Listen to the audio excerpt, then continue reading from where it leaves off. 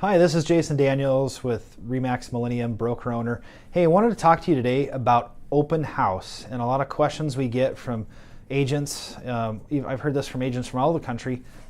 How many signs do we put out for the open house, and how do we get people to register? Basically, how do we get traffic into the open house?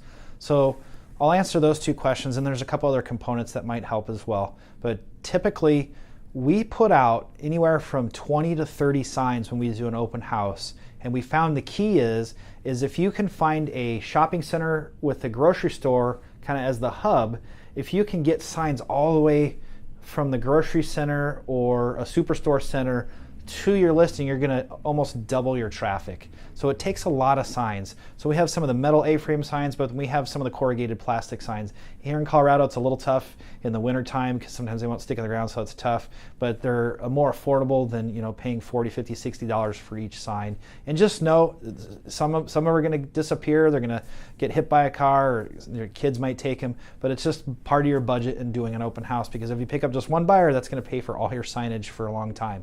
So make sure you put them out strategically on busy intersections.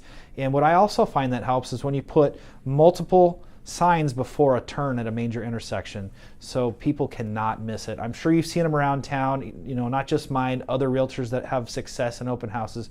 You literally, if you put up only one sign or two signs, it's not going to be effective. Sometimes we'll actually get helium balloons and we'll tie them to the top of the sign, but we do get a lot of wind, and so sometimes if it's windy or raining or snowy, that doesn't work.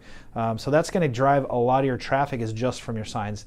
Then secondly, how do you get them to register? What I like to do is set up a little table, either an entry table in their home, or just bring a folding card table and put a little glass bowl with entry slips for enter to win a prize, and we'll give away like a $25 Starbucks card, but we ask for their phone number, their email address, and their address, whatever they're willing to give us, and let them know that the sellers asked for that information for security purposes, because the sellers want to know who has been in their home.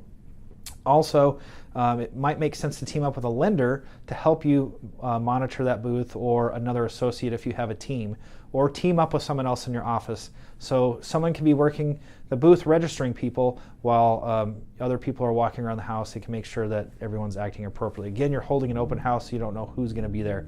But when you offer something that, like a gift card, more people are willing to give their actual real information. You're not going to get those little Mickey Mouse or Goofy at Disney.com email addresses on there. So hope that helps. If you have any more specific questions, we have other tips on running open houses that can help you capture that with follow-up and other tips online to get people there. Just click on the link below, schedule an appointment, or give us a call or send an email. In the meantime, good luck, and we'll see you on the next video.